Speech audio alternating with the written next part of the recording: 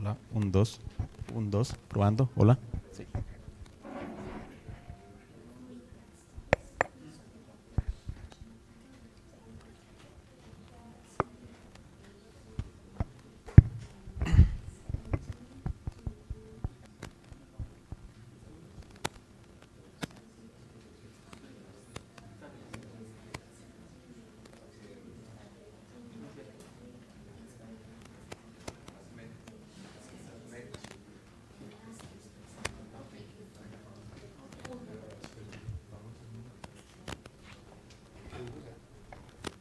Vamos.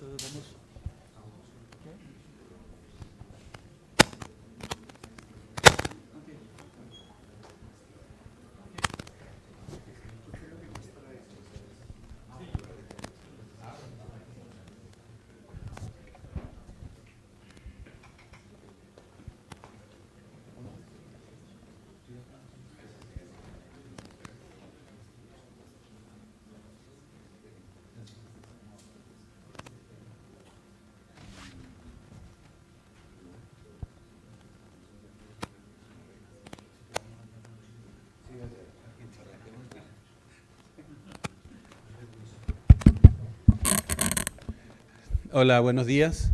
Quiero agradecerles a todos ustedes, los que están de manera presencial y los que se van a conectar de manera virtual, por asistir a esta charla. La va a presentar el doctor Michel Sebat, from France, al que le damos la bienvenida y le agradecemos por la disposición de su tiempo para tocar este tema que es de fundamental importancia para Colombia, la región y realmente para todo el mundo. Falsificación de medicamentos es un tema que tenemos que abordar, tenemos que controlar y tenemos que conocer para la salud de las personas, para la mejor salud de los pacientes y que no estén expuestos a estos peligros. Junto con la empresa Sanofi estamos también organizando un diplomado del cual le daremos anuncio próximamente, que también está relacionado con toda la parte de falsificación de documentos, abordando aspectos técnicos y aspectos legales con relación a este tema. Pues sin más, para no quitarles más tiempo, quiero introducir a Michel, quien nos va a dar esta charla, con una traducción en simultáneo. Gracias. Vamos. Bueno, muchas gracias. En simultánea, pero intentaremos. J'appuie où là? J'appuie ici là? Pour faire défiler? Non, ça marche pas. Hola. Ok. Go ahead, please. Ah, c'est à moi? I will speak in French or in English? No, only in English, please. Okay. You can go wherever. Carlos is going to translate everything. No, I will try to. Okay, so thank you very much for this invitation and to have the opportunity to speak about the true face and the danger of the falsification and the illicit trafficking of medical products. Bienvenidos por estar acá y para escuchar esta charla sobre la importancia. Sorry. ¿Tú has una pregunta? Lo voy a hablar por una buena proporción de los que están acá, de los estudiantes no los conoce bastante. Y el inglés es suficientemente bueno y lo podría hacer porque si no se nos... Okay, great. They can We can go listen without in the double English. translation. So, If you want to do it in English, it's not a problem. All the students can live with it.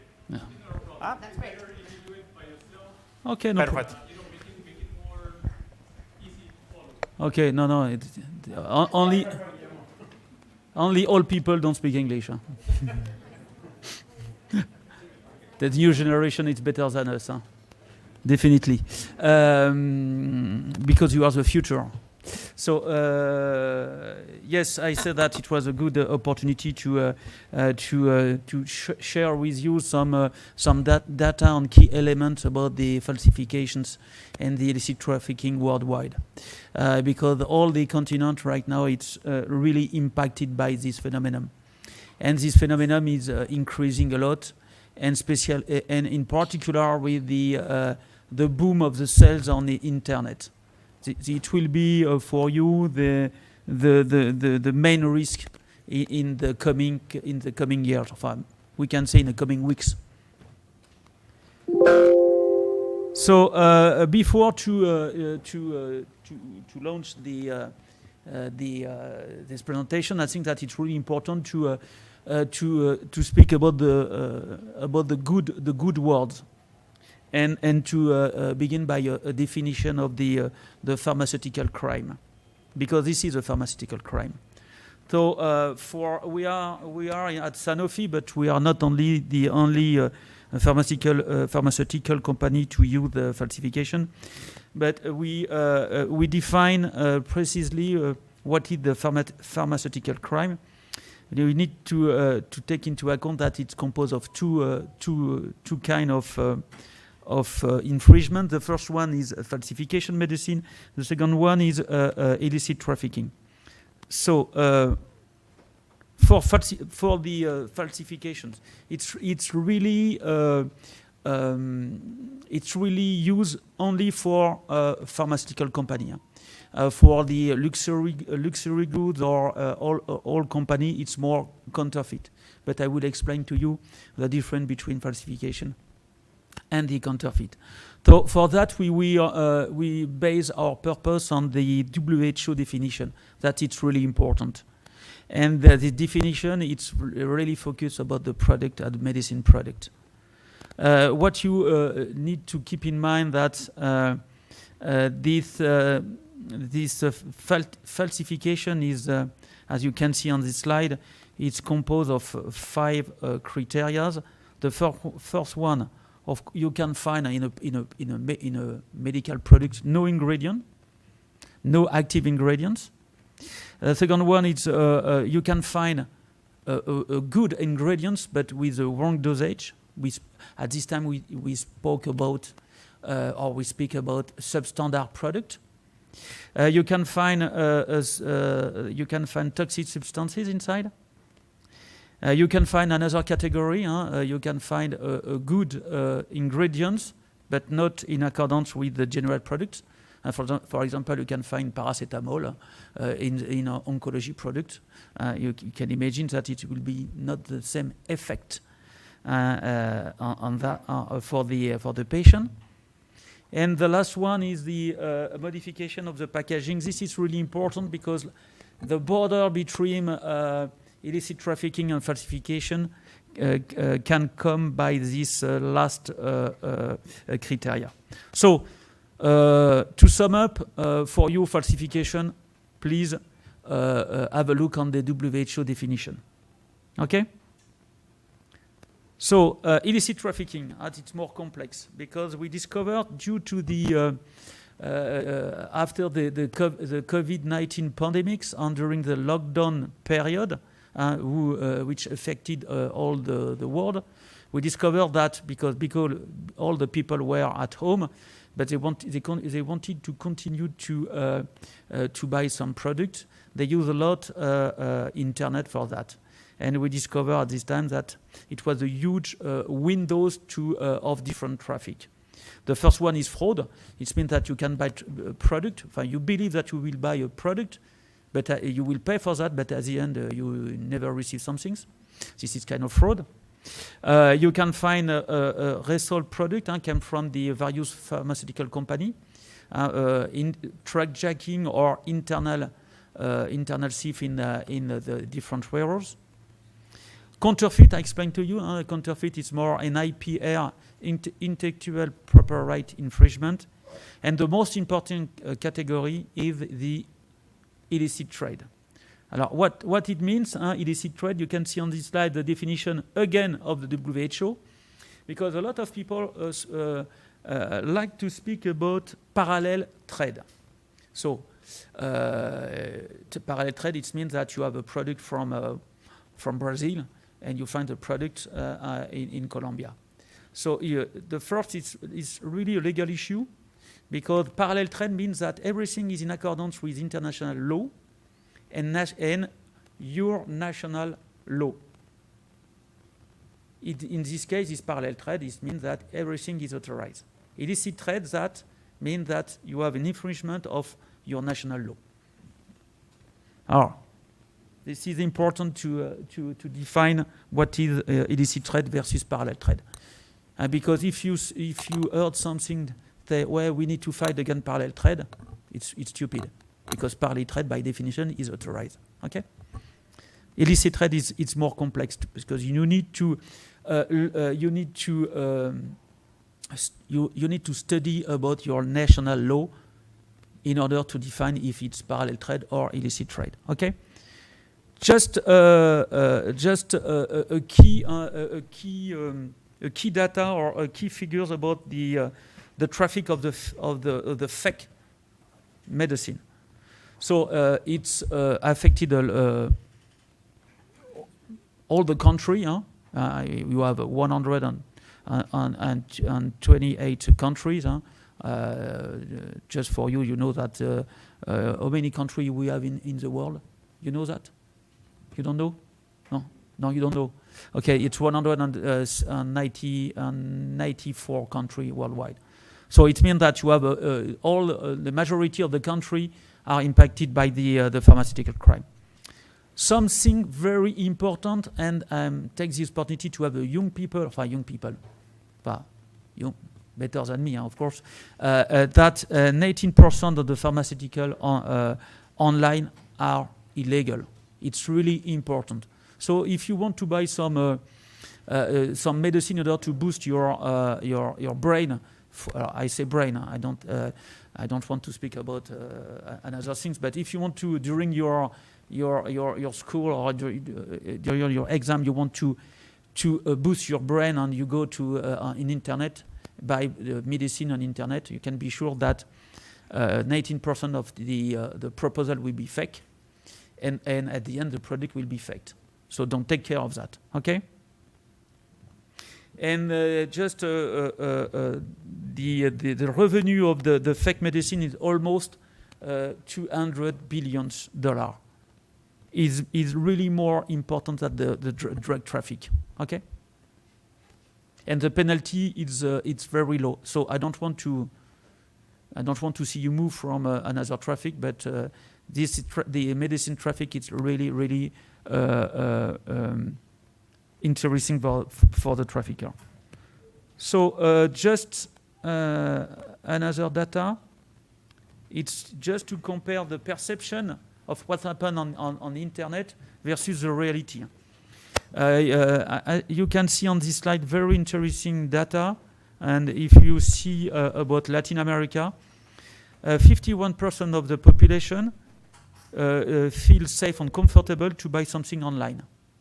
That is the perception. The reality is that 19% of the pharmacy online are illicit.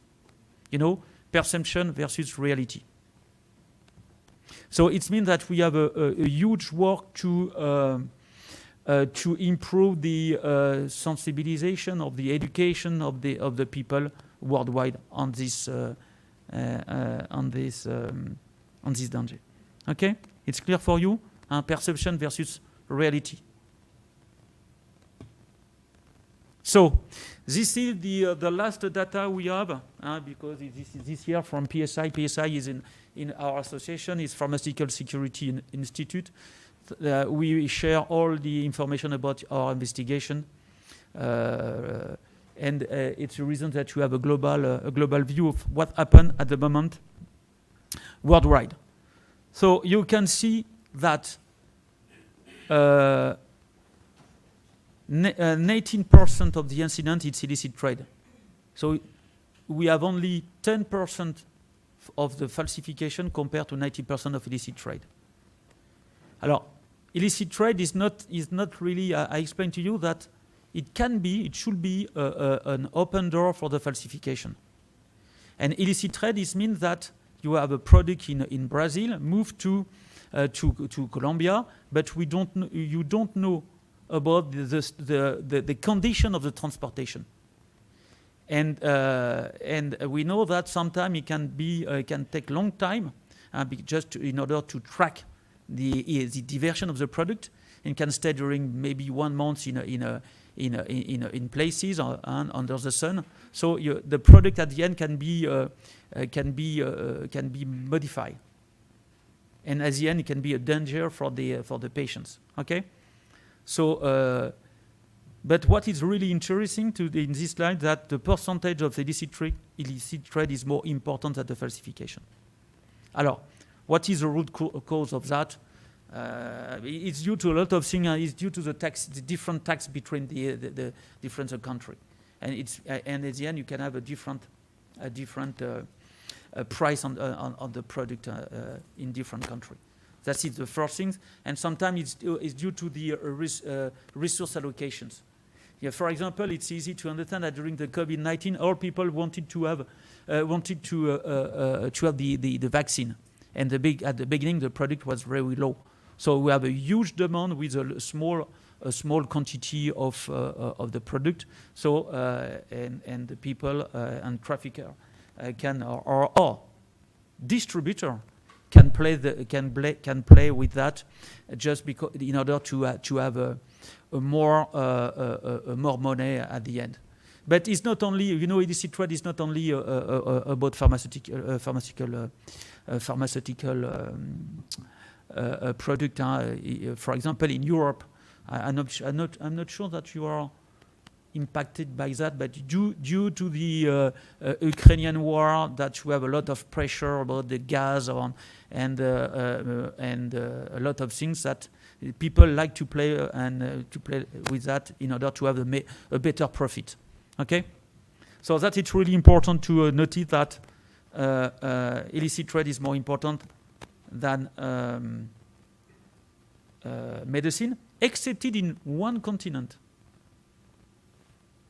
South America, you can see that, and in particular with Mexico.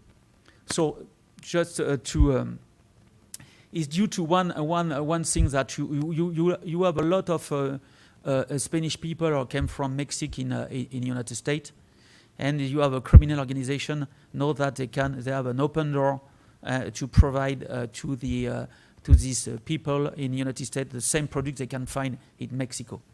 This is the reason that you have a lot of falsified medicine in the United States, but just targeted or focused for Mexican people.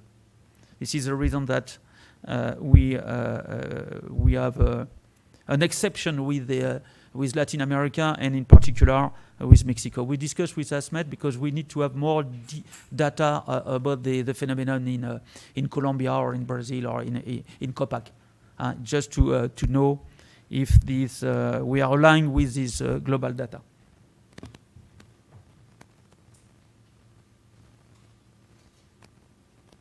So something. I know that the young generation have a better concern as us about the planet, but it's really important to link the fight against the falsified medicine and illicit trafficking with the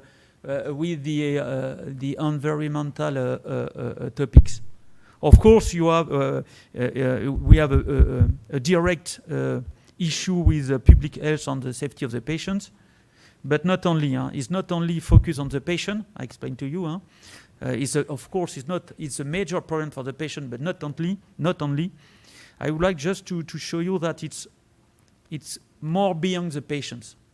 And it's really easy to understand because you have two main countries who produce fake medicine. This is India and China, and you can be sure that in these fake factories you can find a lot of people on child abuse working in bad condition in these factories. Of course, the conditions of work are not really in accordance with law. And this is for the society. For the planet, as you can imagine easily, you use a lot of raw material or natural resources to produce fake product, and at the end, you have to send this product by a huge boat with a lot of container, and at the end, for example, before to be at the corporate level in Sanofi company and to looking for this issue worldwide, I was the regional security director for Africa during almost 6 years and a half, and this container is the garbage of all the fake product. So and at the end you have some illegal destruction in the middle of a field, with a huge impact for the planet. So just to for you, that it's really important to keep in mind that we fight against the falsified medicine and illicit trafficking, because this is a healthcare issue, because this is a crime against the poor population. This is a crime not only by a poor population, because now by internet you can buy everything worldwide, but this is a crime against the patient worldwide. But not only, it's still a crime for society and for the planet. That it's really important to link our fight with the environmental topics.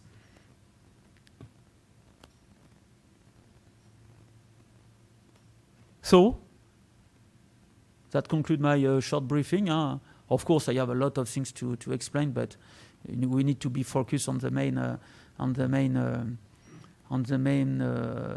concern. If you have any question, I will be happy to answer. Michel, sorry for my study, but for me it was not so clear the difference between when you mentioned illicit traffic and parallel traffic. Alors, parallel traffic doesn't exist because it is parallel trade. Okay, parallel trade means that, this is really a legal issue, but parallel trade means that everything is in accordance with international law and your national law. For example, you have some country because they don't want to pay a lot for the social coverage, and they authorize the parallel trade in order to have a better the same product with a better price. For them in Kenya, but not Russia did it due to the war. Okay, you can send your product, depends where the product came, because I need this product with the better price. This is parallel trade. It means that the country authorizes. Okay? Alors, he authorizes with a different condition, of course. For example, the main condition is to have the leaflet, was translated in your country. Okay? It's the reason that is parallel trade. For a distributor, for a broker, he can do that if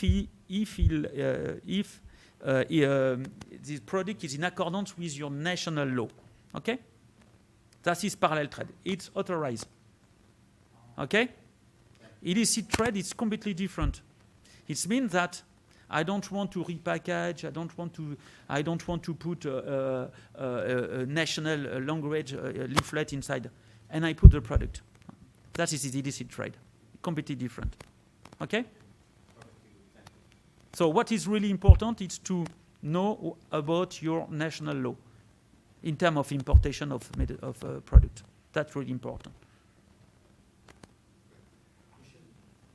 Does mean that those drugs that are in this parallel trade are safe as a regular drug?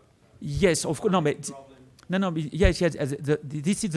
This is the generic product. It's only a problem on price. Alors, it's yes. Generally, it's problem of price. It's problem of resources in terms of allocation resources. I want more product for my population. I decide at the politics to open the parallel trade. Okay? But I have another question. Is there any Excuse me. Thank you. Michel, is there any data regarding how many patients or how many people are dying or how many people suffer from this falsification? Very difficult, very difficult to answer. I mean, in terms of impact. On patients. You have a few studies about that. Alors, I know that, but it was a study from London University, just only for one population. It was children with only one product. It was an anti-palliative product. The estimation was in 1 year almost 100,000 died due to that. For 1 year. For children, for only one product. You imagine for the yes. So it's very difficult because you know, for the definition, you have the first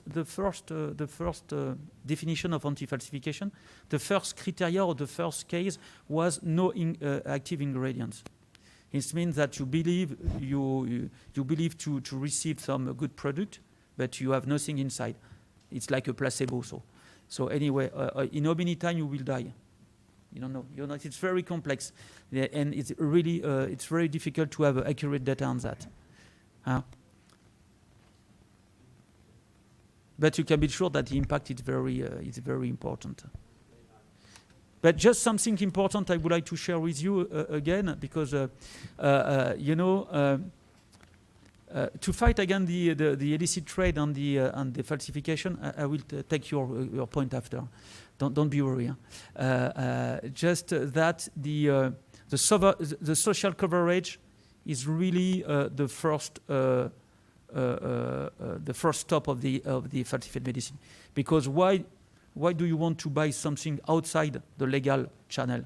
Because you will be reimbursed. I don't know what is remboursé.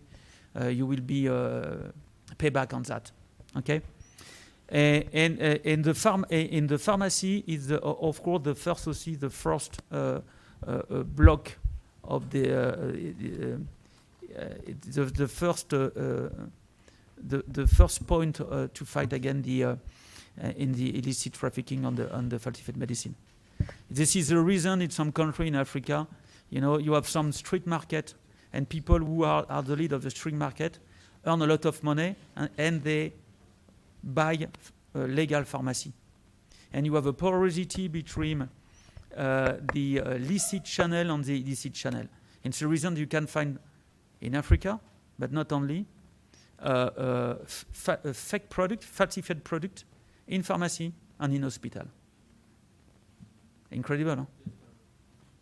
Yes? Thank you for taking my question. So according to data statistic, more than 90% of online pharmacy sites are illegal. Attends, j'entends rien. Can you act better? More than 90% of online pharmacy sites are illegal, right? Yes. According to the states. Okay. So today's world, people buy things often from online. So is there a way to know that the site I'm looking for is completely 100% legal? Alors, I explained to you at the beginning. This is I explained to you that this is the problem of tomorrow, because now the consumer and the patient change their behavior of consumption. They want to buy, stay at home and buy by internet. Okay, so here is pharmacy site, because according to the law, it depends on the country, but for a pharmacy is not authorized to sell by internet. But you have marketplace, and sometimes you have social media. So, and for a product without prescription, the pharmaceutical company want to buy on marketplace. What it means? It means that on internet you will have fake product, illicit product, fraud, and genuine product. So it's so really difficult to determine if it's a good channel or not channel, or wrong channel. We work on it. We have in Sanofi some, but not only in Sanofi. We have some tools digital tools, in order to monitor the web and to identify the illicit offer. Luxury goods do the same things. And we have a legal process. It's a takedown process. Takedown process, it means that you discover a fake illicit offer, and at the same time you have a legal letter sent to the owner of the illicit offer. Okay, that is the first point. And the second point is to work on the e-commerce law.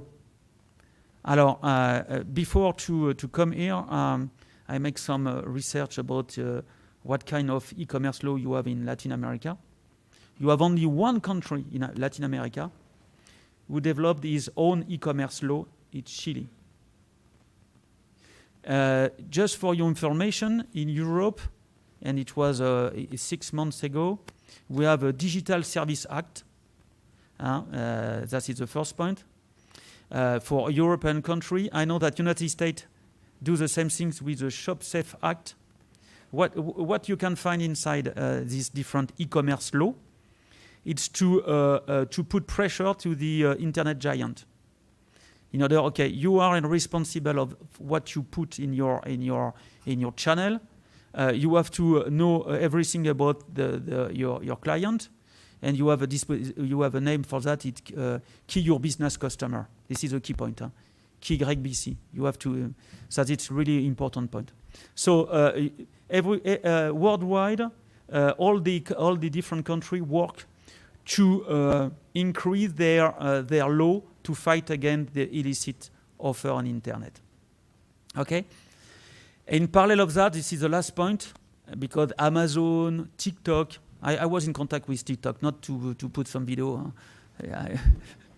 but just because they take into account this problem and they want to be best in class. And they create their own unit to monitor what they can find inside. You know, Amazon have his own counterfeit unit crime unit to fight against that. Facebook, the same thing. Instagram, Alibaba, a Chinese company, but do the same things. So India part is a Indian marketplace. I don't know what about Mercado Libre. And for me, it's a really surprise to say that only one country, Chile, a small one, compared to Brazil or to the others or Colombia. I don't understand why they do that before you and before all the country. But this is the three way to work on to make the internet more safe. They create. I forget something important. Amazon, TikTok, they create some. We are in a partnership with them in order to sensibilize the client on the net. Okay. So, but for you, I'm sure that you will make a test before. Maybe you request some product, whatever the product you want to find, and you will see a wonderful pharmacy in Canada, or in the United States, with with doctor and provide a lot of things. But you can believe me, behind that, this is in the middle of a fake building and put some bad things in the product. So you have to take care. And you have to take care to the price. If it's really cheaper, it means that it's a body trap. Okay?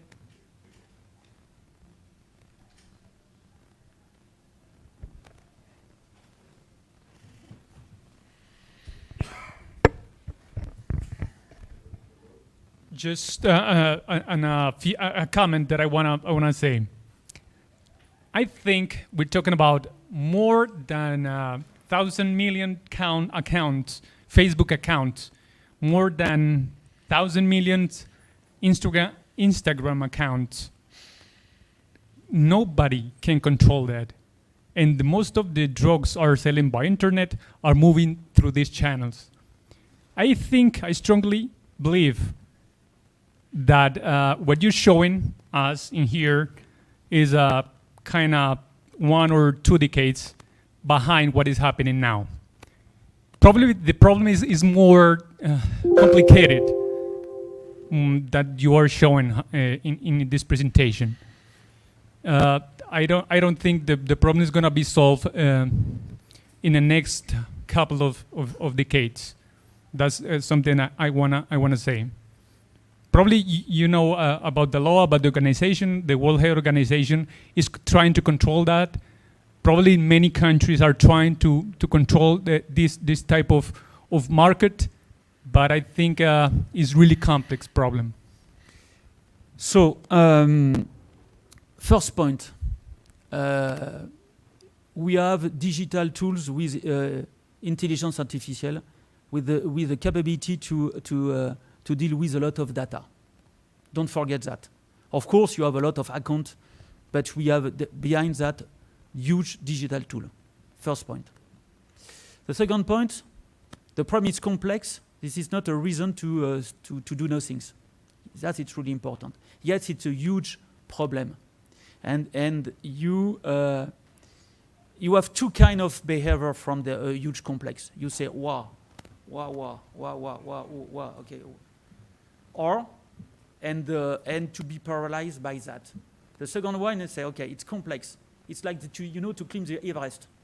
If you see the top of the Everest, you say wow, never. I never succeed. You need to step by step, small things by small things.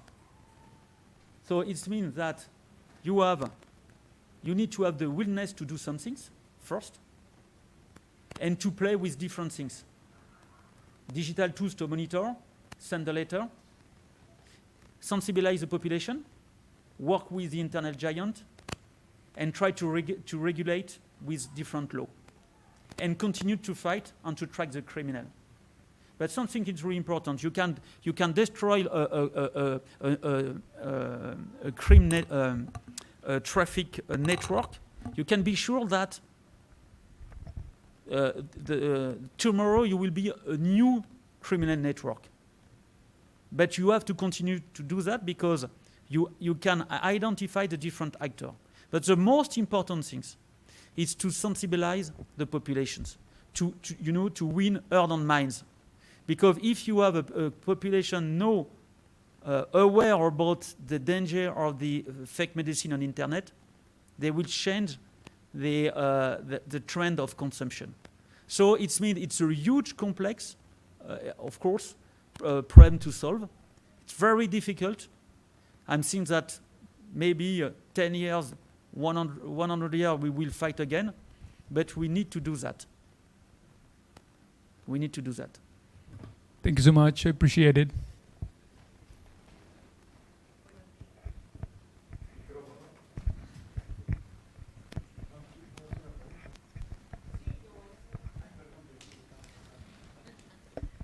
Buenos días. Verónica, ¿me ayudas?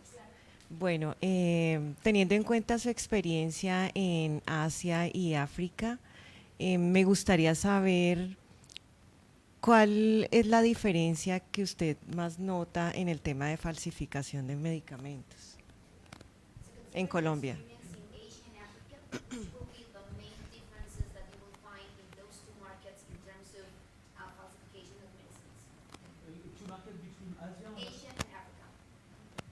Alors, Asia, this is the market where we produce the fake product. Huh? You can find a lot of factory over there. Sometimes it's difficult to see if it's the right factories or wrong factories. And for Africa, this is the garbage. All the product came sent in Africa. So this is the reason that I can share with you because we have conducted 3 years ago, 4 years ago, I don't remember exactly. 6 years ago, a huge investigation based on the evidence found on the field in Africa. And after 3 years of investigation, we discovered the factories in China. And we stopped the factories in China. So in China or India, you have all the factories for a huge quantity of fake product. And in Africa, it's and in particular in North Africa, but in another country in Africa, they put all the fake product in this continent. So this is the main difference. You have unit product in China and in India, and after you have all the product mainly in Africa, but not only. Alors, mainly in Africa, this is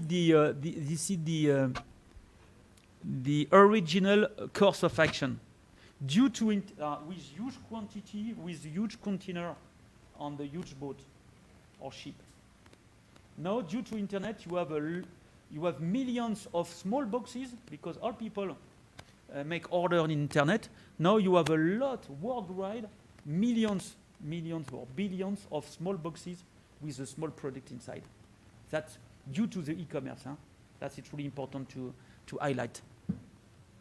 Yeah, and it is more difficult to track because now it's more a custom issue, just in order to identify or to identify the bad boxes with products inside. Connecting with the same question, do you know how the world is approaching this problem? I mean, are there enough international law? This is approaching country by country. Are big companies working together to establish a project to fight again? Good question. Of course,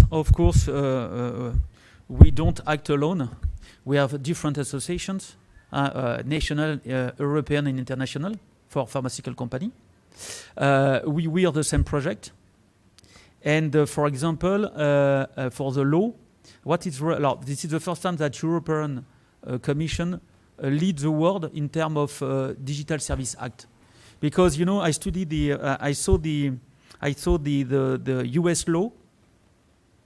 This is pretty the same as the Digital Service Act. So, and you have a lot of countries right now do the same things. So the trend is worldwide right now on that. I have a discussion 2 days ago in Brazil because there are nothing over there. I think it's a beginning to do something in Brazil, and I have a discussion, and it was part of our strategy. It's to convince your authorities to do some things as soon as possible, to have an e-commerce law. Really, it's really important to do that to protect the Colombian patient. Or Argentina patient too. The worldwide patient.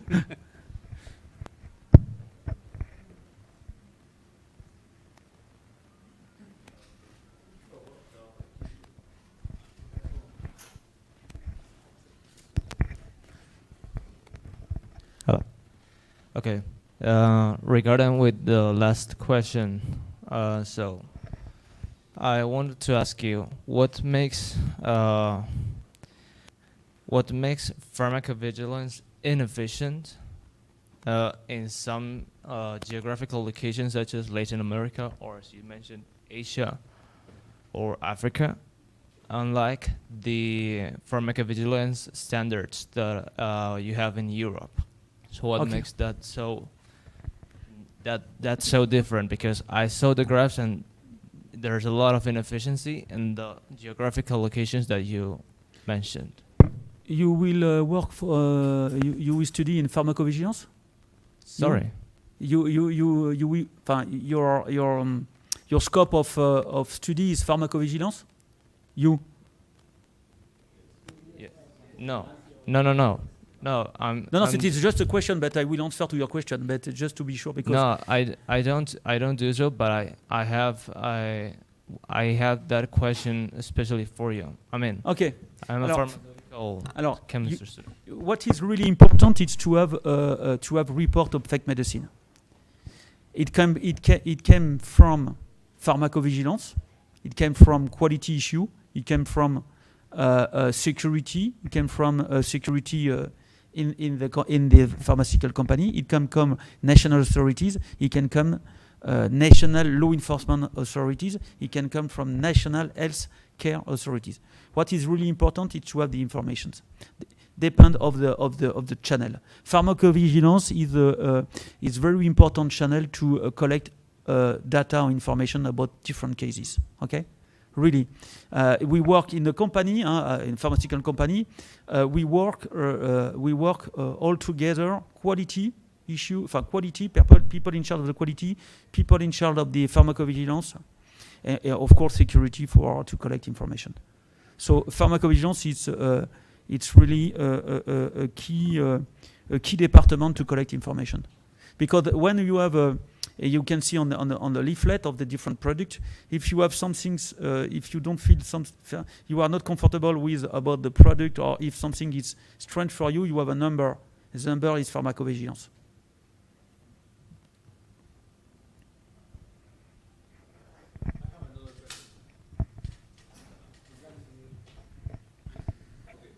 Thank you.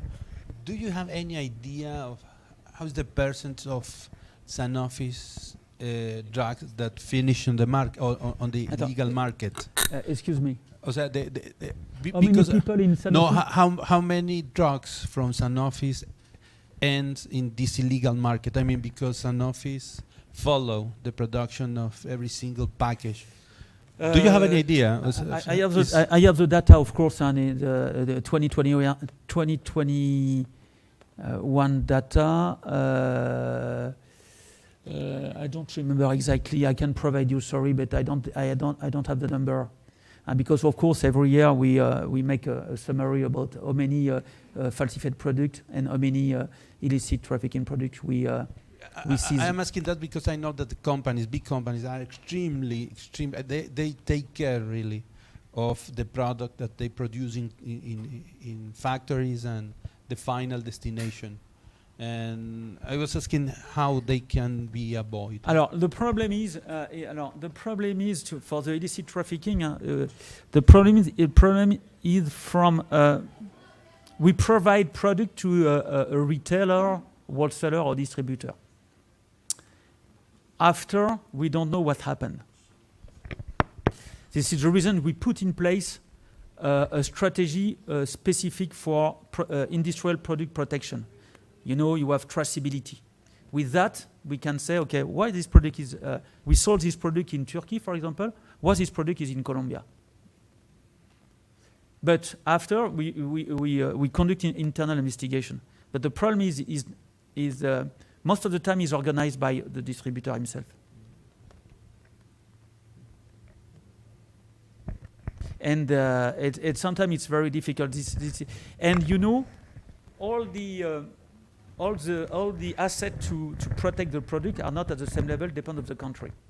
For example, you have the best standard is serializations, but the serialization it's a national law willness, because it's really expensive. You need to have a national database. We provide all the data, To have serialization on the market, it's the first concern in your national authorities, because it's a huge IT question to sort it out. So if you don't have serialization, you have, for example, a batch number on the expire date is not enough. Just for example, United States wanted to put serialization on aggregation, but due to the complexity of the IT, they cancel it. Yes. Any question by Zoom assistant? For the web? No. Okay, muchas gracias. Thank you. No problem. No. I wanted to go back to the point of the police. I mean, just to mention that you mentioned about the bad conditions or the bad situation of pharmacovigilance in our countries. And probably it's true, but again, I want to reinforce that it's a matter of sensibilization, as mentioned Michelle, for counterfeit, but also for reporting the events. And I got a particular case when, in our case in Sanofi, it's mandatory to report the event after 24 hours, 48 hours. But I ask myself, how many of us as in our house we are used to report the event to use? Because normally most of the companies, even local companies, multinational companies, they got the tools for you to report the events, but it's a matter of sensibilization of the people to do it, because at the end is for the sake of ourselves. Just as much, I forget something important, that this kind of initiative you conduct here, it's really important. I explained to you that education or sensibilization of the population, it's really key. So to have this kind of project is really important. This is the only way we can fight all together against the fake medicine, by the awareness of the next generation. Ok, muchas gracias a todos por su asistencia. Muchas gracias, thank you very much, Michelle, thank you, the university. Muchas gracias a todos y esperamos que esto nos ayude a abrir un poco más ese riesgo que tenemos para la humanidad, para la salud, inclusive para los sistemas de salud, que esta gente que delinque con este tipo de actividades cada día se sienta más acorralada. Colombia es un referente a nivel regional. Frecuentemente estamos transmitiendo conocimientos para Argentina, Perú, Ecuador, nuestros fiscales, jueces. Nosotros como Sanofi Farmacéutica estamos apoyando muchísimo este sector. Tenemos un laboratorio inmenso en Tours, en Francia, que nos ayuda mucho a medirle este tipo de problemática. De manera que muchas gracias por su interés, por su asistencia, y recuerde que todos tenemos un familiar que está en un tratamiento, que está en un cáncer, que está en una enfermedad terminal o en cualquier tratamiento, y un medicamento de estos está matando mucha gente. Y lo triste es que nadie sabe, porque como uno le acude eso a un tema de enfermedad terminal. Muchas gracias a todos, tengan un buen día.